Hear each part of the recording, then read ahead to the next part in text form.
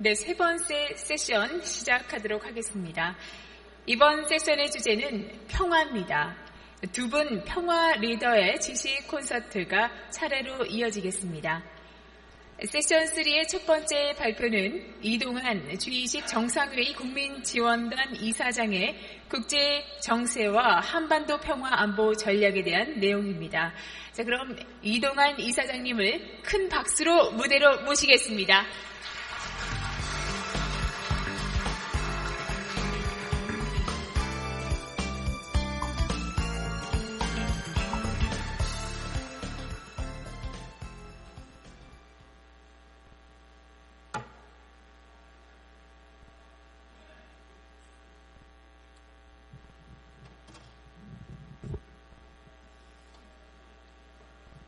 평화를 위한 한반도 안보 전략에 관한 말씀을 드리겠습니다.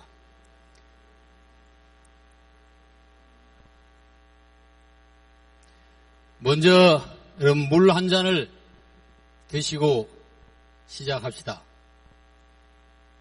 여기 물은 평화라고 생각할 수가 있습니다. 그리고 이 물을 담는 그릇인 컵은 안보라고 생각할 수 있습니다.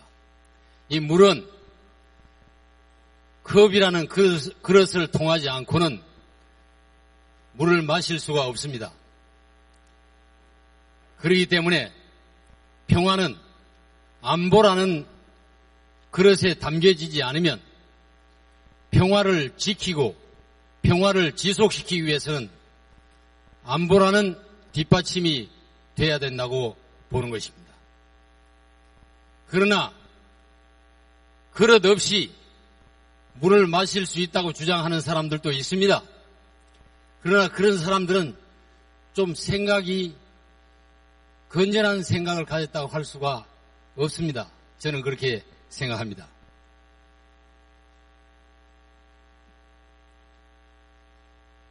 한반도 안보의 중요성, 그리고 걸림돌이 뭐냐, 총력 안보의 길이 뭐냐, 이런 순서로 말씀을 드리겠습니다. 지난날 역사의 교훈은 안보의 중요성을 우리에게 강조하고 있습니다. 선조 25년에 임진왜란이 일어났습니다. 지금으로부터 421년 전입니다. 이 임진왜란은 6년 7개월 동안 진행이 됐고 도요토미 히데요시가 10만 병력을 이끌고 한반도를 침략해가지고 저 두만강까지 우리를 점령한 전쟁입니다. 이 전쟁으로 인해서 농사를 지을 수 있는 사람이 3분의 1밖에 되지 않았다는 말이 있습니다. 전 국토가 초토화되고 양민들이 학살됐습니다. 이 전쟁이 일어나기 1년 전에 선조는 200명 수행원을 대동해가지고 정사, 부사, 황윤길과 김성희를 일본 정찰을 하기 위해서 보냈습니다. 이 두 사람이 2달 동안 일본의 풍신수길이 눈치를 보고 돌아와서 하는 얘기가 정반대의 얘기를 한 것입니다. 한 사람은 풍신수길이 도요토미 히데요시는 절대 전쟁을 일으킬 깜냥이 못된 사람입니다. 또 한 사람은 전쟁이 일어날 것 같습니다. 군대를 준비해야 된다고 그랬습니다. 그때 율곡 선생 같은 사람은 10만 양병설을 주장했습니다. 그러나 반대파들은 양병은 양화라. 아무런 일이 없는데 병력을 기르는 것은 화를 기르는 것이다. 이렇게 결론 내리고 대비하지 못했기 때문에 결국 임진왜란의 참상을 겪었습니다. 이 전란이 우리에게 주는 교훈이 뭐겠습니까? 그것은 유비무환입니다. 강하면 살고 약하면 죽는다. 힘이 있을 때 우리의 평화도 지키고 우리의 목숨도 우리의 국토도 지킬 수 있다는 교훈을 우리에게 주는 것입니다. 이와 같은 참상을 겪고 정확하게 38년 후에 병자호란이 일어납니다.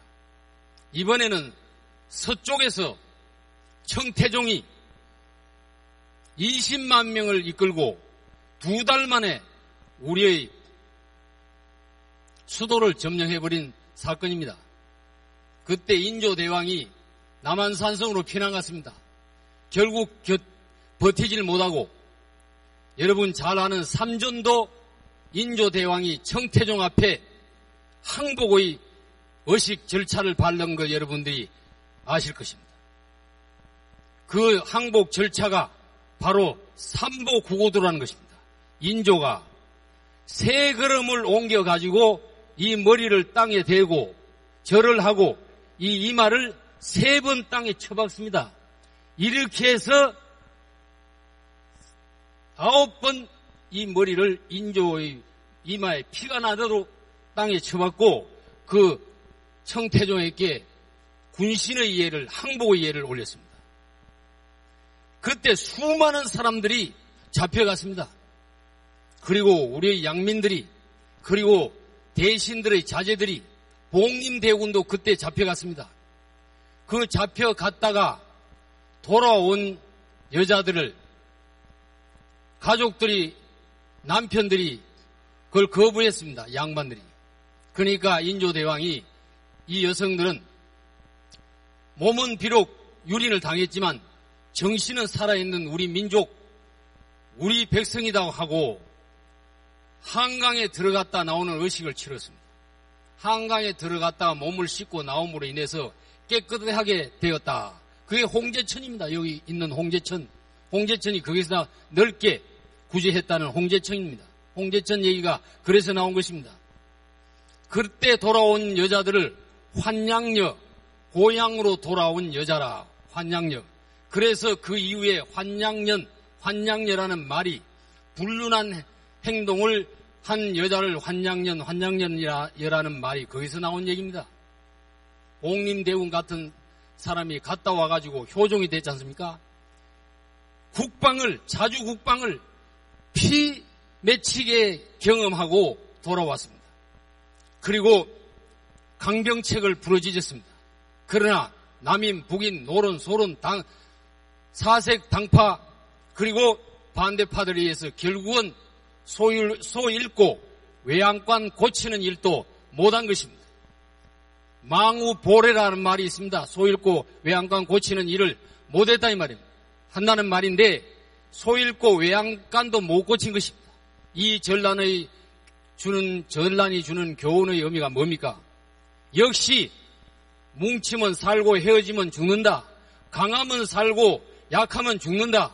힘이 있어야 평화도 지키고 우리의 목숨과 재산과 생명과 이 반도를 지킬 수 있다는 결론입니다. 그로부터 우리 이조는 중국에 대해서 저쪽은 아버지의 나라고 황제의 나라로 예를 올리는 4대주의가 진행됐습니다. 268년 만에 1905년 11월 15일 날 이번엔 다시 동쪽에서 일본이 침략해가지고 36년, 40년 해방될 때까지 일제치하에 들어가고 그리고 해방되고도 정신 못 차리고 있다가 3년 만에 북쪽은 남침을 준비해가지고 6.25 동란을 일으키고 6.25 참상을 겪어야 했습니다. 여러분, 우리 주변 정세를 한번 돌아보십시오. 여기 자세히 보면요. 미국은 13조 8천억을 국방력, 여기 보면은 국방비가 3억 불입니다. 그리고 대한민국이 245억 불을 쓰고 있죠. 이 GDP 대비 국방비를 보면은 대한민국은 2.8%, 그리고 미국은 5%, 일본은 0.9%, 중국은 1.6%, 러시아는 3%, 여기 이스라엘은 6.5%를 쓰고 있습니다. 이 GDP 대비 국방비 비율이 점점점 높아가고 있습니다. 국방비를 높이고 있습니다. 보십시오. 우리 주변의 4대 강국이 국방비를 10년 동안에 어떻게 지출해왔는가? 미국, 중국, 러시아, 일본이 10년 동안에 미국은 125%, 중국은 438%, 러시아는 654%, 일본은 11%를 국방비를 10년 동안 계속 높여왔습니다. 중국은 다른 통계에 의하면 934% 정도의 국방비를 중국이 높였다고 그럽니다. 중국은 계속 군비 증강에 국방비를 증가시키고 군비를 증강시키고 있습니다. 우리 주변이 이렇게 계속 무장을 하고 이 한반도를 압박을 가해오는데 우리가 정신을 바짝 차려야 되지 않겠습니까? 북한이 그러면 과연 우리를 맞닥뜨리고 있는 북한이, 앞서 교수님께서 북한 상황에 대한 말씀을 드렸습니다마는 북한이 전쟁을 할 것이냐 안 할 것이냐, 도발을 할 것이냐 안 할 것이냐, 북한이 정말 남침을 또 할 거냐 안 할 거냐, 그것은 사람을 판단하는데 그 사람의 앞으로 이 사람이 어떻게 행동할 것이냐 하는 것은 그 사람의 과거를 살펴봐야 됩니다. 전과를 살펴봐야 됩니다. 온고의 지신이라는 말도 있습니다. 이 북쪽의 전과를 보십시오. 여기 6.25 동란 595만여 명이 사상자를 냈습니다. 그리고 68년도에 무장 공비를 청와대에 침투했습니다. 세금정 자한문 초소까지 31명의 무장 개환이 대통령을 저격하러 내려왔습니다. 74년 8월 15일 날 국립극장에서 8.15 기념사를 하고 있는 박 대통령을 쏘았는데 그 저격이 실패되자 유경수 여사를 저격했습니다. 1976년 8월 달에 도끼 만행 사건이 있었습니다. 1983년 10월 달에 아운상 폭파 사건이 있었습니다. 이범석 외무부 장관, 서석준 부총리 등이 17명이 사망했습니다. 전두환 대통령이 노랗게 질린 얼굴로 해외 순방 중단하고 귀국하는 모습을 여러분들이 보았을 것입니다. 1987년도에 칼기 폭발했습니다. 115명 공중에서 폭파시켰습니다. 1999년 연평도 전투, 2000년 6월 25일 서해 남북 교전, 2006년 7월 대포동 미사일 실험 발사, 2010년 3월 천안함 폭침 사건 46명 해군이 전사했습니다. 2010년 11월 민간인 2명, 해병대 군인 2명 연평도 포격했습니다. 2013년 핵미사일 발사했습니다. 그리고 며칠 전에 동해로 또 장사포 4발을 쏘았습니다. 이건 뭘 말하는 겁니까? 북이 우리에 대한, 우리가 이걸 잊어버려서 그래요. 이걸 망각해서 그런데 계속 남쪽을 향해서 위협하고 도발하고 기회만 있으면 도발의 행동을 멈추지 않았습니다. 북은 전과자고 현행범이 현행범.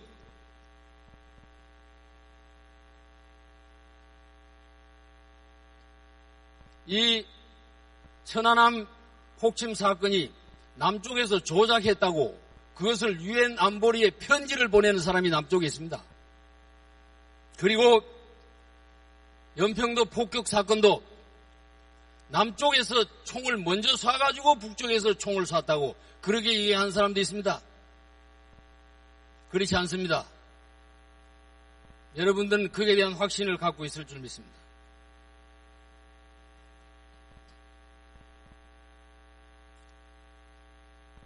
이 안보가 왜 중요하냐? 통일을 위해서도, 통일 과정을 위해서도, 통일 전에도 이 안보는 중요합니다. 자유를 수호하고 민족 생존을 도모하고 도발을 억제하고 적화를 방지하기 위해서도 안보 태세를 강화해야 될 뿐만 아니라 통일 과정에도 대화, 협상, 교류, 협력, 내분, 붕괴, 질서 유지를 위해서도 통일 후에도 분열을 방지하고 외세, 배격, 세력, 균형, 외교 주도를 위해서도 안보를 튼튼히 하고 자주 안보, 자주 국방 태세를 강화해야 됩니다. 서남북 그리고 협상이 있고 통일이 있을 수가 있습니다.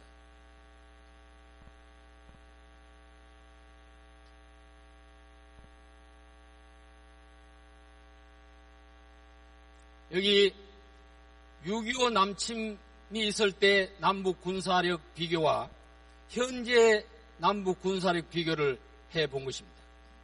이 통계는 말입니다. 국방백서에 나와 있습니다. 2010년 국방백서의 기록인데 6.25 동란 때도 남쪽보다 훨씬 북쪽이 군사력이 강했습니다. 물론 그 군사력의 공백을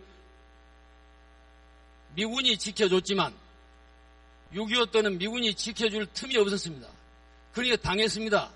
그래서 그 당한 것을 다시 유엔군이 와서 다시 그 당한 것을 회복해 준 것이 6.25 동란입니다. 지금 북의 군사력, 남과 군사력 비교를 해보면 남쪽 군사력이 훨씬 못합니다. 신무기로 무장했다고 하지만 북쪽과 남쪽 군사력을 비교하면 북쪽이 훨씬 우위에 있습니다. 북쪽은 우리가 갖고 있지 않은 비대칭 전력을 갖고 있습니다. 생화학 무기고 그리고 미사일이고 핵입니다. 그런데 그 공백을 지금 미군이 메꿔주고 있습니다. 미사일, 핵무장, 자주국방, 외교 협력을 계속 강화하고 우리가 강대국과 외교 협력 관계를 잘 해야만이 살아남을 수가 있습니다. 평화 통일을 실현하기 위해서 안보가 우선되고 안보가 중요하다는 말씀을 드리는 겁니다. 우리 주변 강대국을 한번 보십시오. 중국에는 228만 5천 명의 군인이 있습니다. 러시아에는 102만 7천 명이 있습니다. 미국은 145만 9천 명이 있습니다. 일본에 22만 9천 명이 있습니다. 우리는 이런 강대국의 군사력, 강대국에 의해서 둘러싸여져 있습니다. 그래서 우리를 동서육교라고도 하고 전략요충지대라고도 합니다. 지정학적으로 그런 강대국의 틈에 있습니다. 이 강대국 틈에서 살 수 있고 강대국 틈에서 세계 평화에 기여하는 길은 먼저 우리가 강력한 안보 태세를 구축하는 길입니다. 그 길밖에 없습니다.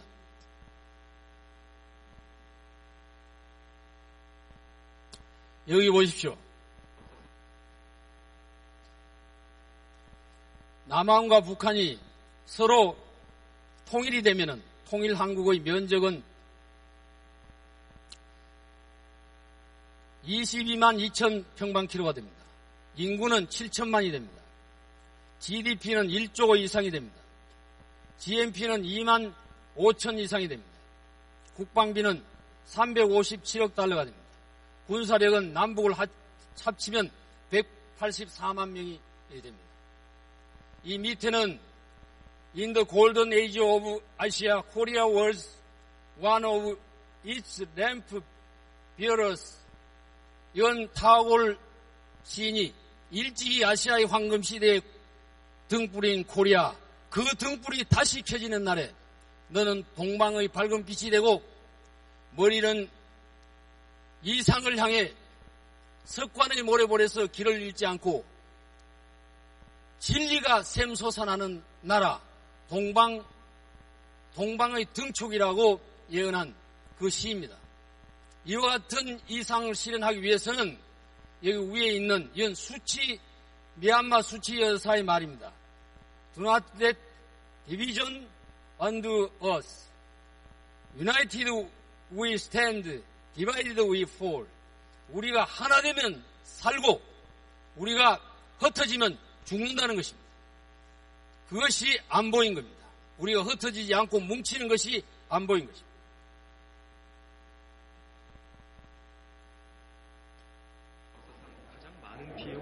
이 동영상을 한번 보겠습니다. 일본의 항복과 함께 종전이 되고 한국은 해방을 맞이하게 됩니다.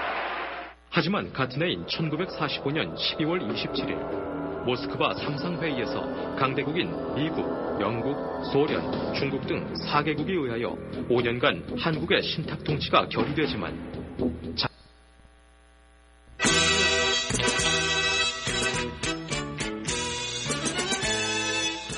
이 낙동강 전투, 이 노래를 들으면서 우리가 이 반도를 지켰습니다. 걸림돌에 대해서 알아보겠습니다.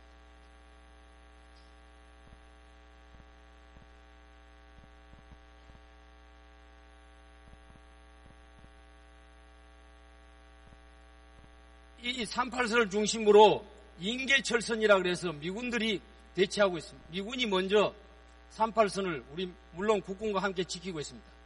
여기서 문제가 생기면 그 다음에 주한미군이 3만 7천 명이 달려옵니다. 주한미군 3만 7천 명 가지고 안 되면 주한 일본에 있는 4만 병력이 달려옵니다. 그 일본 병력 가지고 안 되면 7함대가 달려옵니다. 그게 안 되면 괌에서 공군기지에서 폭격기가 출격을 합니다. 한반도는 이와 같은 미군에 의해서 안보가 유지되고 있는 것입니다.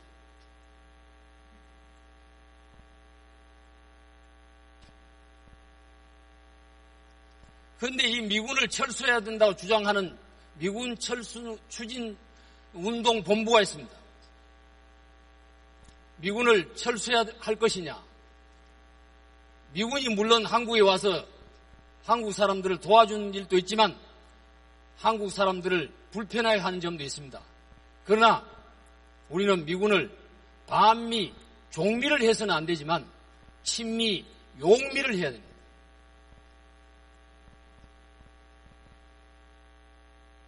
그리고 북한의 위장 공세가 걸림돌입니다. 우리가 계속 대화하고 협력을 추진하면서도 북쪽에서는 미사일 만들고 핵무기를 만들고 있습니다. 여기 미녀들을 남쪽에 내려보내서 응원도 하고 육자회담에 나오면서도 뒤에서는 핵무기를 만들고 군사훈련을 하고 있습니다. 그 다음에 안보의 걸림돌이 뭐냐? 세 번째, 남쪽에 있는 정치인들이 안보를 정권 연장 수단으로 사용하는 것입니다. 이게 안기부장이 김대중 대통령하고 이회창 후보가 출마했을 때 북풍 공작을 한 것입니다. 이것 때문에 잡혀 들어갔다가 나왔습니다. 이 북풍은 역풍이 돼가지고 결국 김영삼 대통령 시절입니다마는 김대중 대통령이 당선됐습니다. 역풍 때문에. 계속 늑대가 나타났다. 정말 늑대가 나타나면은 아무도 늑대 나타났다고 믿질 않습니다. 이 안보 위기에 대한 불감증이 팽배해 있습니다. 서해로 이제 장사정포가 날아다니고 미사일 공격을 해도 한국 사람들 잠 잘 잡니다. 태연하게 지내고 있습니다. 이 안보 불감증입니다. 남북 정상회담 공동선언을 하고 김대중 대통령 때도 큰 공을 세워서 노벨 평화상까지 탔습니다. 그러나 한편으로 주적 개념을 혼란시키고 친북, 종북 세력을 증가시키는 일을 했습니다. 그걸 간과할 수 없습니다. 여기 노무현 대통령 때도 마찬가지입니다. 안보의식을 약화시키고 종북 세력을 증가시켰습니다. 여러분 주적 개념이 뭔지 아시죠? 이건 총을 어느 쪽으로 겨눌 것이냐 이겁니다.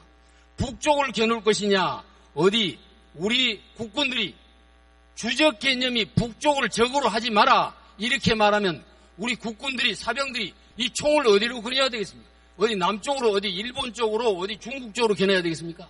이 주적 개념을 없앴다가 다시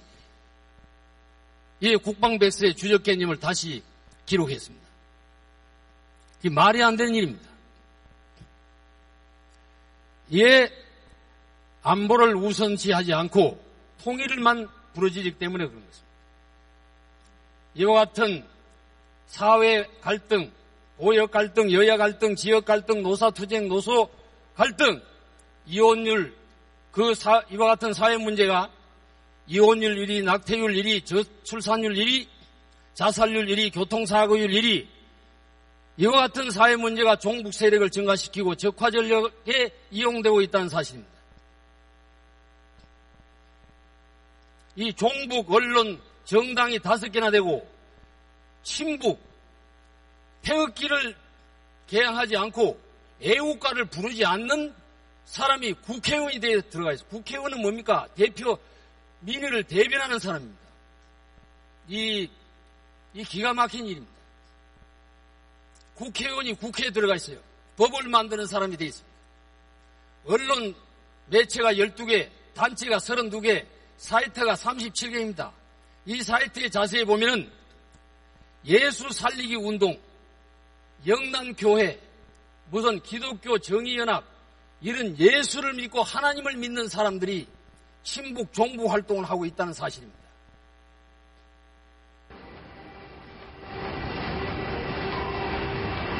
이거 나가사키와 히로시마에 투하됐던 핵입니다. 이 핵은 무서운 빛을 본 순간에 모든 신경이 마비됩니다.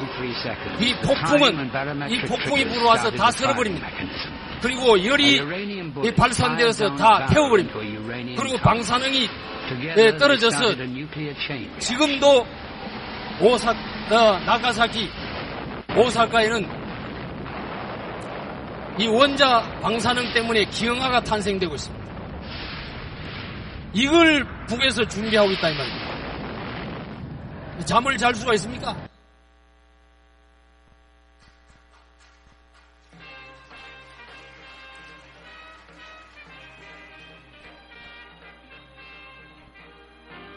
자, 이거 넘어가겠습니다. 결론으로 가겠습니다. 이스라엘이 어떻게 자주국방하는가 보십시오. 이스라엘 조종사를 아랍공화국이 추락시켰습니다. 그 조종사를, 비행기를 조종하는 이스라엘 여자 조종사를 건강검진을 해보니까 임신한 지 8개월이 된 여성이었습니다. 이 이스라엘 사람들이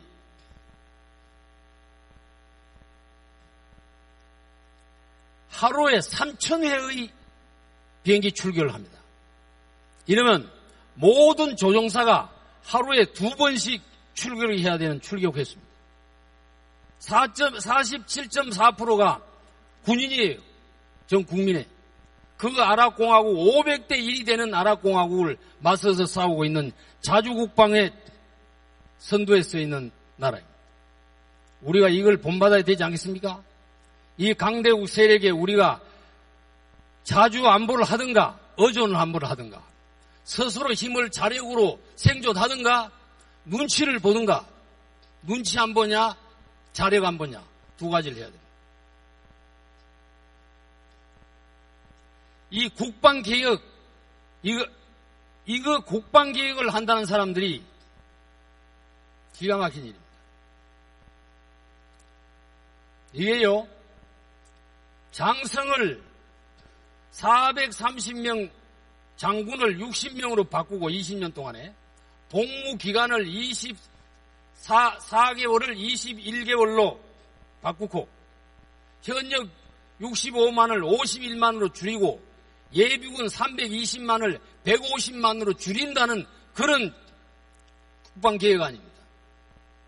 이걸 서북 도서 방위사령부를 창설한다. 육군 참모총장이 합참의장이 육군 참모총장이나 해군 공군 참모총장을 다 총괄 지휘한다. 이런 겁니다. 이게 18대 통과 안 됐습니다. 19대 통과 안 됐습니다. 그리고 이 선거 공약에 대해서 인수위원으로 넘어갔습니다. 새 정부가 출발했는데도 이 국방개혁안이 통과되지 않고 있습니다. 이 국방개혁안 자체도 문제가 있죠.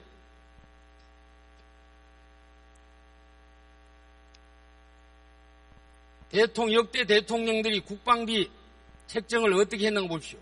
갈수록 전두환, 노태우, 김영삼, 김대중, 노무현, 이명박 계속 오면서 계속 국방비를 낮추었습니다.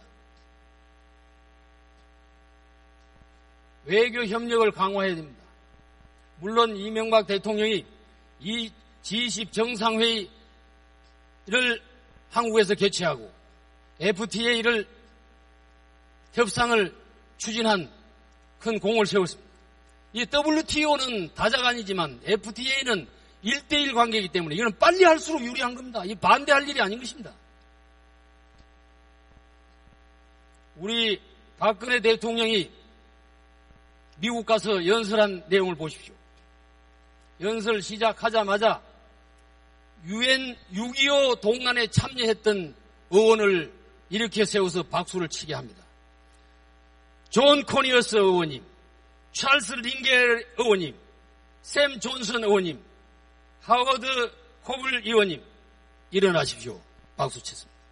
여러분도 박수 한번 쳐줘야 되지 않겠습니까? 한강 기적이라 그럽니다만 한강 기적 아닙니다. 독일의 광산에서 월남의 정글에서 열사의 중동에서 우리 민족이 가서 피땀 눈물을 흘려서 오늘날 이 경제 부국을 만든 것입니다. 34분 연설했는데 40번 박수가 나오고 그 중에 6번을 기립박수를 받았습니다. 이런 역사적인 외교의 장을 펼치고 있는데 그 따라간 놈이 어떤 놈이 한 놈이 뭐 윤씨라든가 뭔 씨가 한 사람이 있어가지고 그 판을 벌인 사람이 있어요. 그걸 사람이 그런 사람인지를 몰랐죠. 귓방면을 갈기든지 뭐 듣는 바에 의하면은 마누라한테 막 손톱에 긁혀가지고 지금 밖에 나오지도 못하고 더 이상 얘기할 거 없어요. 이게 상무정신 이거 보십시오. 화랑도 세소 5개입니다. 사군이총 사친 2호 교우이신 임전무태 살생유태 위의 사진은 화랑 관창이 계백장군을 향해서 출전합니다. 계백장군을 목을 내놔라고 대드니까 이 애기 장군이 16살밖에 안 된 장군이 대드니까 하도 기가 차서 겁을 줘가지고 다시 살려서 돌려보냈습니다. 그럼 품일장 그 아버지가 너 왜 목을 바치지 않고 그 계백장군의 목을 잘라서 가져오지 않고 그냥 너 살아왔느냐? 당장 돌아가라. 다시 돌아가서 또 싸웁니다. 계속 대드니까 결국 계백장군이 이 관창을 목을 잘라서 말 안장에 올려서 돌려보냅니다. 그 말의 안장에 목이 잘려 돌아오는 그 관창의 잘린 목을 보고 신라 화랑도가 분기를 합니다. 분기탱천을 합니다. 그래서 황산벌 전쟁에서 이긴 겁니다. 그 화랑도 정신이. 이 계백장군은 보십시오. 수십 개를 화살을 맞고도 안 죽습니다. 이 계백장군이 어떤 각오를 가지고 전투에 나왔느냐. 자기 부인과 자식을 다 목을 쳤어요. 죽이고 혹시 자기가 계속 전투를 하다가 자식이나 부인 생각이 나서 혹시 잘못될까 싶어서 부인과 자식의 목을 치고 전장에 나간 겁니다. 이런 정신이 지금 있습니까? 지금 전투 어떻게 하고 있는 거 보십시오. 이건요, 이 대통령, 이 군인들을 모아놓고 군인의 4대 사명, 군인 정신 4대 덕목 얘기합니다. 여기 인터넷에 들어가 보십시오. 이 군인들이 대통령을 뭐라 그런지 아십니까? 대통령 군대 갔다 왔어요? 군대 갔다 왔어요? 군대 갔다 왔냐고 물어요. 여기 군대 안 간 사람들 한번 보시오. 이명박 대통령 군대 안 갔다 왔습니다. 안상수 한나라당 대표와 그 MB 정부 시절입니다. 보십시오. 정운창 국무총리 군대 안 갔다 왔고, 안상수 한나라당 원내대표 군대 안 갔다 왔고, 원세훈 국정원장 군대 안 갔다 왔고, 최시중 방통위원장 군대 안 갔다 왔고, 강만수 특별보좌관 군대 안 갔다 왔고, 백희영 여성부 장관, 물론 여성부 장관이니까 군대 안 갔죠. 윤중년 재경부 장관 군대 안 갔다 왔고, 정종원 국토해양부 장관 군대 안 갔다 왔고, 이거는 이만은혜요. 환경부 장관 군대 안 갔다 왔고, 김황식 나중에 국무총리 되는 감사원장 군대 안 갔다 왔고, 윤여포 식약청장 군대 안 갔다 왔고, 정정길 대통령 실장 군대 안 갔다 왔고, 원희룡 혁신위원장 군대 안 갔다 오고. 왜 이 군대 안 갔다 온다는 사람들 장관 차관시키냐 말입니다. 그 군대 갔다 온 사람이 없어서 그렇습니까? 이렇게 해가지고 뭐 나라 꼴이 뭐가 되겠냐 말입니다.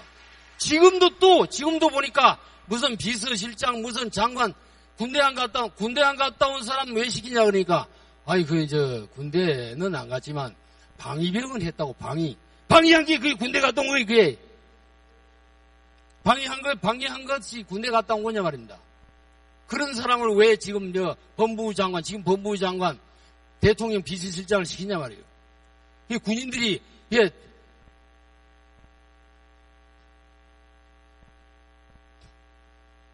여보시오. 마지막 사진입니다. 이건 월드컵을 위해서 수백만이 전국에 동원돼서 응원한 장면이고, 오른쪽은 광우병 촛불 시위, 대통령이 겁이 나서 청와대 D산에 올라가서 벌벌 떨고 있다 그러잖아요. 우리 민족은 이렇게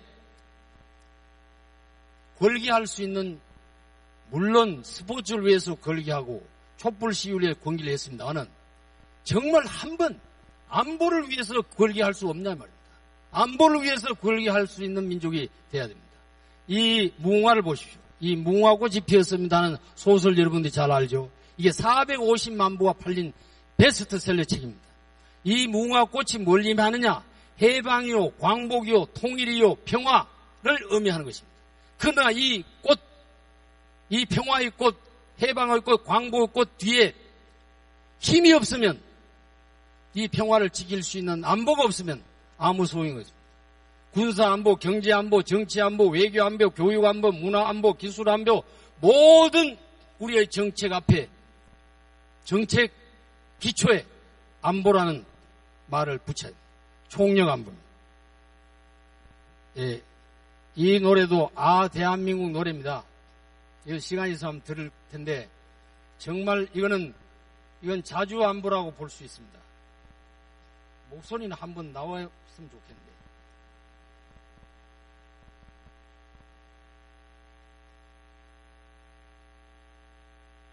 나옵니까? 안 나오죠?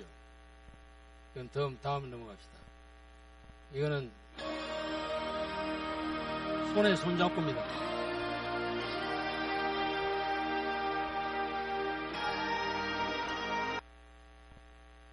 여러분 지금 당장 자기 손을 한번 스스로 잡아보십시오. 이렇게 손을 잡아보십시오. 그리고 그 손으로 옆에 있는 사람 손을 잡아보십시오. 이 손은 곱추 부인이 자기 눈봉사인 자기 남편의 손등에 점자로 정보 전달해가지고 대학 교수를 만든 이 기가 막힌 달팽이의 별이라는 다큐멘터리를 만든 이 기막힌 손입니다. 이 손은 누구 손인지 아시죠? 테레사 수녀님 손입니다. 이 나무 껍질과 같은 이 손을 전 세계 미디어가 이걸 찍으려고 줄을 씁니다. 왜 그렇습니까? 가난하고 못 살고 짓밟히고 어려운 사람을 도와준 손이기 때문에 그렇습니다. 이 손은 자기 자신 부대로 날아오는 수리탄을 도로 던지다가 손목이 날아간 손입니다. 이 오바마 대통령이 이 손을 잡아줬습니다. 여러분 옆에 있는 분하고 굳은 악수를 하시면 그게 협력 안보고, 자기 손을 잡으면 그건 자주 안보입니다. 옆 사람하고 굳은 악수를 한번 해주시기 바랍니다. 감사합니다.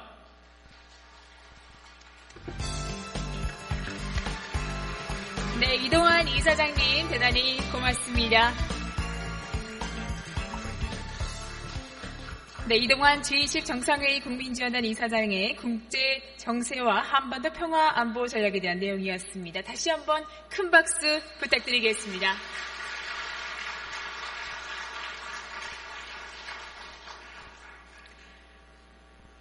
네, 평화 리더 지식 콘서트 두 번째 발표입니다. URI 국제의장인 키란발리의 세계 평화를 위한 종교의 역할에 대해서 발표해 주시도록 하겠습니다. 키란발리 의장을 앞으로 큰 박수로 모시겠습니다.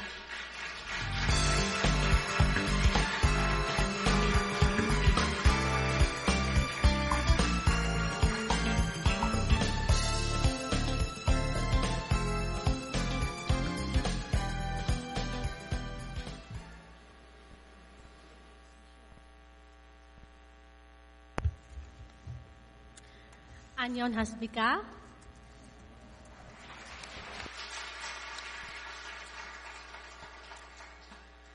Sisters and brothers, 안녕하십니까? 내외 기빈 여러분, 제 안에 있는 신이 여러분 안에 신에게 인사합니다. 먼저 오늘 이 자리에서 여러분들과 함께 되어 매우 기쁘게 생각합니다. 스마트 세계 평화 포럼에 함께하게 되어 매우 기쁩니다. 먼저 주최 측에게 감사하다는 말씀을 드립니다. 이토록 중요한 포럼을 주최해 주신 것에 대해서 감사의 말씀을 드립니다. 오늘 우리가 다 함께 모일 수 있는 이러한 자리를 마련해 주셨는데 이것이야말로 적절하고 굉장히 용기 있는 그러한 이니셔티브였다고 생각합니다. 다시 한번 진심으로 감사하다는 말씀을 드립니다. 오늘 우리가 살고 있는 이러한 세계를 한번 살펴봅시다. 여러분들께 질문을 드리고 싶은데요.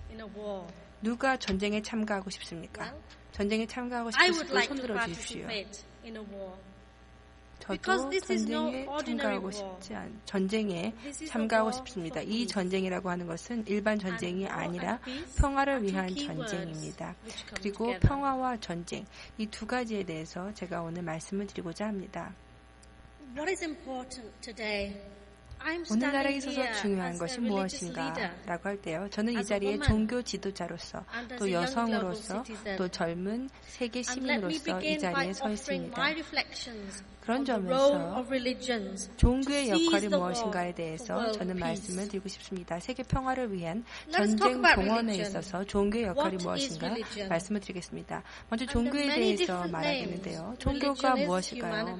종교란 많은 이름을 갖고 있지만 종교는 결국 인본주의, 종교는 결국 사랑입니다. 종교는 결국 도덕입니다.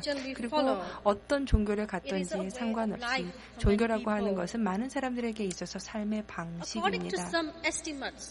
일부 연구조사에 따르면 세계에는 대략 4,200개의 종교가 있다라고 합니다. 그리고 세계의 사람들의 대부분은 어떤 형태로든 종교를 가지고 있습니다. 제가 믿고 있는 것은 사실은 모든 것이 다 종교의 영향을 받는다라는 것입니다. 우리의 삶도 그렇고요. 우리의 사상과 사고, 우리의 학습, 이 모든 것들이 다 종교의 영향을 받습니다. 저에게 있어서도 종교가 제 삶에 큰 영향을 미쳤습니다. 종교가 무엇을 가르칩니까? 종교는 우리에게 절제를 가르쳐줍니다. 종교는 우리에게 가치를 가르쳐줍니다.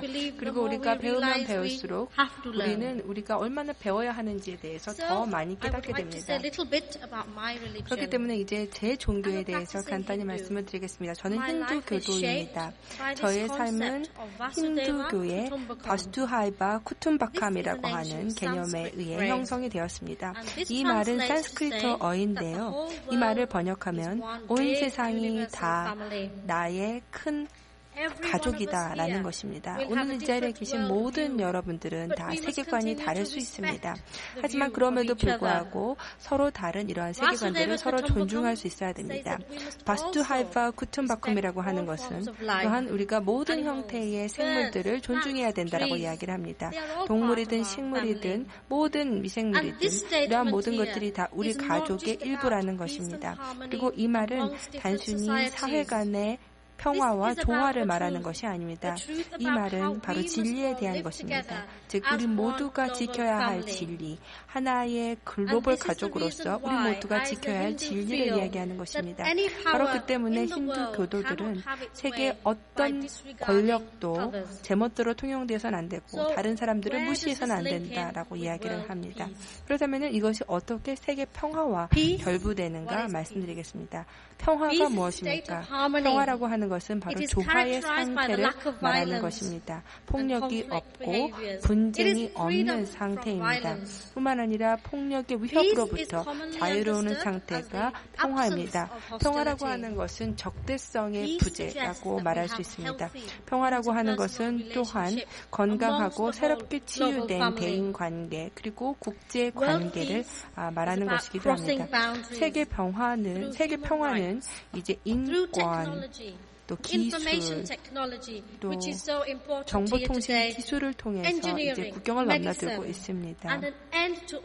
뿐만 아니라 공학, 의학 이러한 모든 것들을 통해서 이제 평화라고 하는 것은 모든 종류의 분쟁을 종식시키는 것을 의미합니다.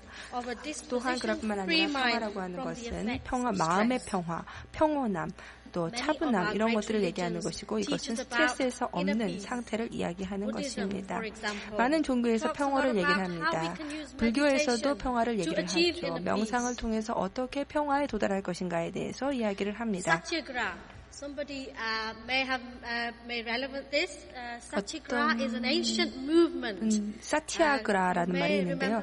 사티아그라가 아시아의 한 운동입니다. 여러분들 마하트마 간디를 기억하실 거라고 생각하는데요. 마하트마 간디가 바로 비폭력 저항 운동을 주도했었던 사람입니다. 이게 이제 산스크리트어로 사티아그라하인데요. 즉 다시 말씀드려서 모든 행동에 있어서 비폭력을 지향한다라고 하는 것입니다. 또한 동정을 들 수 있습니다. 우리는 모든 형태의 생물들에 대해서 동정심을 가져야 합니다. 이것이 우리 행동의 핵심이 되어야 됩니다.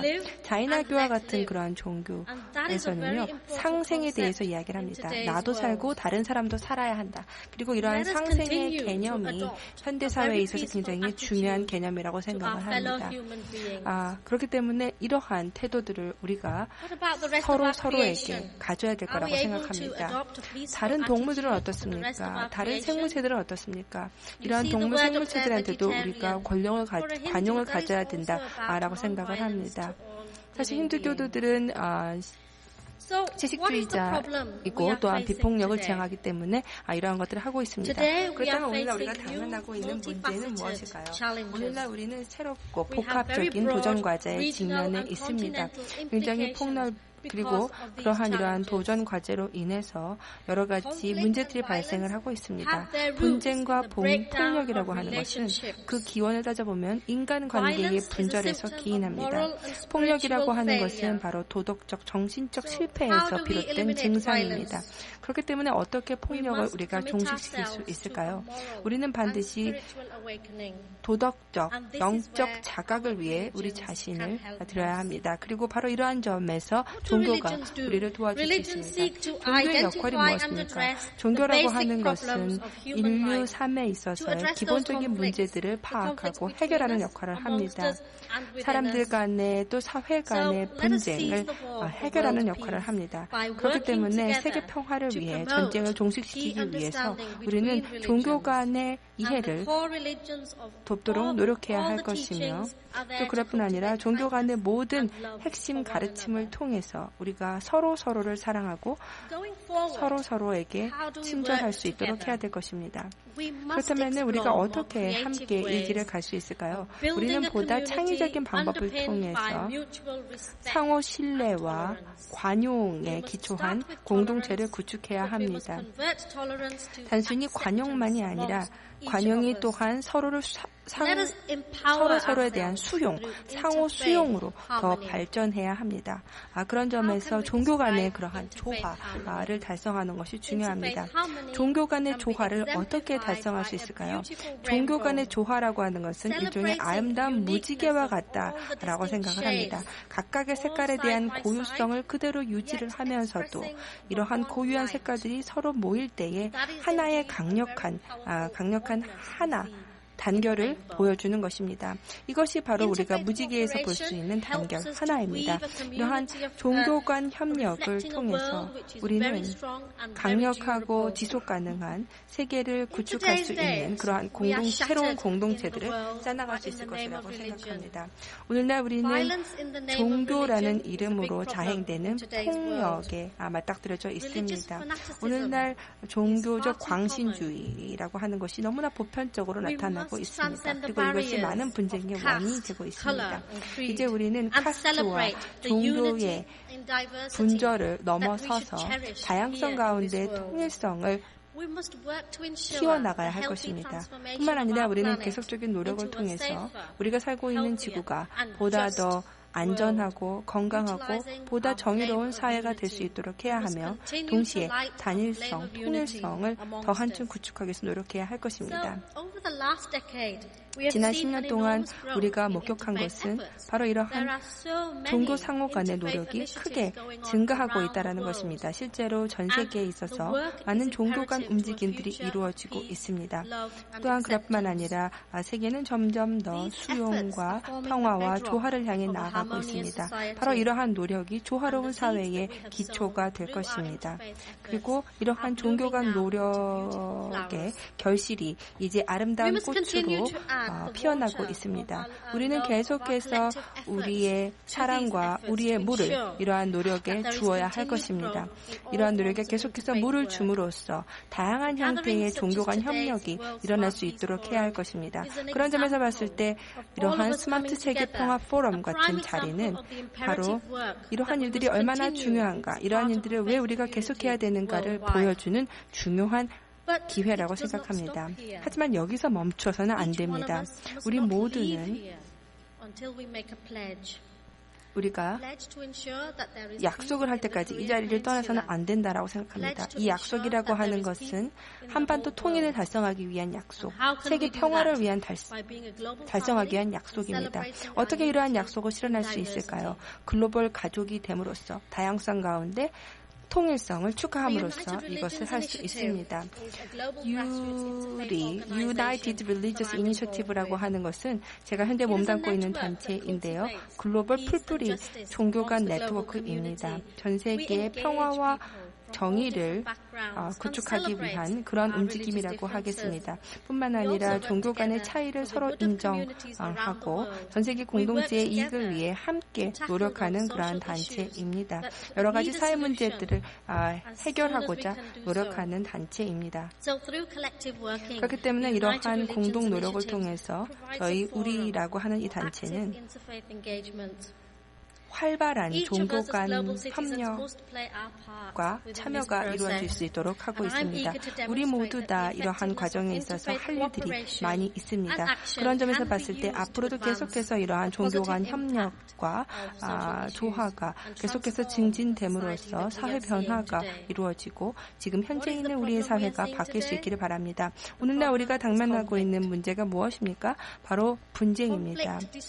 분쟁은 지역사회를 파괴합니다. 분쟁은 평화라고 하는 이 원칙 자체를 훼손합니다. 우리의 풍요로운 믿음의 전통들이 가르치고 있는 평화의 원칙을 저해하는 것이 바로 분쟁입니다. 그렇기 때문에 이러한 분쟁을 변화시키는 것이 필요합니다. 분쟁을 변화시키는 것이 우리가 필요한 건설적인 변화를 일으키는 데 있어서 필수적인 것이라고 할 것입니다. 또한 그뿐 아니라 이러한 분쟁을 변화시키게 될 때에 우리가 정말 나아가야 할 방향을 향해 나아갈 수가 있게 됩니다. 건강한 지역사회, 즉 지역적 또 글로벌한 차원에서 건강한 공동체를 구축할 수 있도록 하는데 보다 더 집중할 수 있게 해줍니다. 그렇다면 우리는 단순히 이야기하고 대화하는 것에 머물지 않고 어떻게 실제적인 대책을 찾아나갈 수 있도록 관계를 구축해 나가고 그렇게 함으로써 향후 미래 세대를 위한 협력과 수용의 사회를 구축할 수 있을까요? 어떻게 우리가 말하는 것들을 실행에 옮길 수가 있을까요? 오늘 이 포럼에서 우리가 굉장히 많은 말들을 하고 있는데 이 말을 어떻게 실행에 옮길 수가 있을까요? 우리는 반드시 한국과 북한 사람들이 함께 모여서 반드시 평화를 위해서 공동 노력을 경주해야 한다라고 생각합니다. 또한 그뿐 아니라 여성의 역할이 이러한 과정에 있어서 굉장히 중요합니다. 여러분들께 몇 가지 사례를 말씀을 드리겠습니다. 이제 우리는 남녀의 평등을 인정해야 됩니다. 또 그뿐만 아니라 이러한 평화와 정의의 문화, 우리가 구축하고자 하는 평화와 정의의 문화를 구축하는 데 있어서 여성의 역할이 참으로 중차대합니다. 여성들이야말로 우리가 당면하고 있는 많은 과제들을 해결하는 데 있어서의 주 동력원이 될 수 있습니다. 뿐만 아니라 우리 국가, 우리 지역, 우리 정치, 경제 이러한 다방면을 발전시키는 데 있어서 여성이 핵심 역할을 할 수 있습니다. 모든 성공적인 남자 배후에는 여성이 있습니다. 그런 유명한 말도 있죠. 또한 그렇뿐만 아니라 여성이 없다면 평화도 없을 것이라고 생각합니다. 그렇기 때문에 현재 있는 모든 성차별이 철폐되어야 할 것입니다.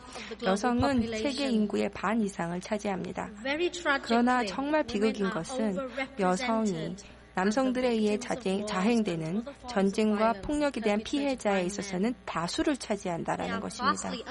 그러면서도 여성들은 실제로 전쟁이나 평화에 대해서 의사결정을 하는 지배기구에 차지하는 숫자는 극히 소수입니다. 또한 우리가 주목해야 되는 것은 여성들이 사실은 종교단체 신도의 대다수를 차지하는 경우가 많습니다만 그러나 보통은 남성들이 해당 종교단체에 대한 힘을 갖고 있습니다. 바로 이러한 점에서 저는 여성의 지혜, 여성의 경험이라고 하는 것이 보다 평화로운 공동체를 구축하고 세계 평화를 위해 전쟁을 종식시키는 데 있어서 핵심적인 역할을 할 수 있을 것이라고 생각합니다. 법만으로는 변화할 수가 없습니다. 법만으로는 폭력의 문화를 바꿀 수가 없습니다. 우리가 반드시 해야 되는 것이 무엇일까요? 우리는 계속해서 교육을 시행해야 합니다. 성격에 대한 교육, 분쟁 해결에 대한 교육, 분쟁의 변화에 대한 교육, 비폭력에 대한 교육, 이러한 교육들을 계속해서 후세대에 제공해야 되고 모든 사람들에게 제공해야 합니다. 우리는 계속해서 우리의 도덕적인 책임을 다 이행해야 합니다. 서로에 대한 도덕적인 책임을 이행해야 합니다. 또한 그럴 뿐 아니라 우리 젊은이들을 육성해야 됩니다. 젊은이들이야말로 우리 전 국제사회를 위한 미래의 동량입니다. 또한 그럴 뿐만 아니라 이러한 중요한 평화 구축의 프로세스에 있어서 젊은이들의 역할은 참으로 중요합니다. 젊은이들은 점점 더 적극적으로 전 세계에서 사회 봉사와 사회 변화와 또 시민 교육 이러한 다방면에 있어서 적극적인 역할을 하고 있습니다. 젊은이들은 계속해서 이러한 포럼에 참여를 해야 하고 또한 자신들이 익숙한 그러한 기술과 정보기술 이러한 또 다양한 툴들을 사용을 해서 세계 평화를 구축하기 위해 전쟁 종식을 하는 데 이바지해야 할 것입니다. 지역사회 지도자로서 또 활동가로서 우리는 반드시 젊은이들을 육성해서 이러한 젊은이들을 통해서 평화로운 미래를 구축할 수 있어야 될 것입니다. 또한 이러한 노력 가운데에 또한 우리는 남북기본합의서를 이행하기 위한 노력을 해야 될 것입니다. 남북기본합의서의 기초하에 남북 평화 통일을 위한 노력을 더한층 경주해야 될 것입니다. 또한 이러한 노력을 통해서 우리의 물리적, 정신적 장벽을 넘어서서 서로가 서로를 아우르는 그러한 사회가 되어야 할 것입니다. 그렇게 함으로써 평화와 안정성을 위해 함께 정진해 나가야 할 것입니다. 오늘날에 이러한 프로세스를 위한 모멘텀을 구축하고 활력을 불어넣는 것보다 더 중요한 것이 무엇이 있습니까? 상호 이해를 한국 내에서 증진시키는 것이 참으로 중요합니다. 그렇게 함으로써 남북 간 관계를 더욱 발전시키고 평화로운 통일을 달성해야 될 것입니다. 어떻게 우리는 전쟁의 문구를 평화의 문구로 바꿀 수가 있을까요? 우리는 계속해서 비폭력 커뮤니케이션, 비폭력 의사소통을 사용해야 하고 한반도 비핵화를 위해 최선의 노력을 다해야 합니다. 바로 이 자리에 계신 우리 모두가 한반도의 안보와 안정과 번영의 수호자가 될 사람들입니다. 그렇기 때문에 이러한 움직임들, 사실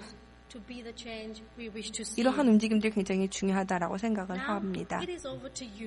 이제 이러한 책임은 여러분에게 있습니다. 여러분은 어떻게 세계 평화를 위해 적극적인 역할을 하시겠습니까?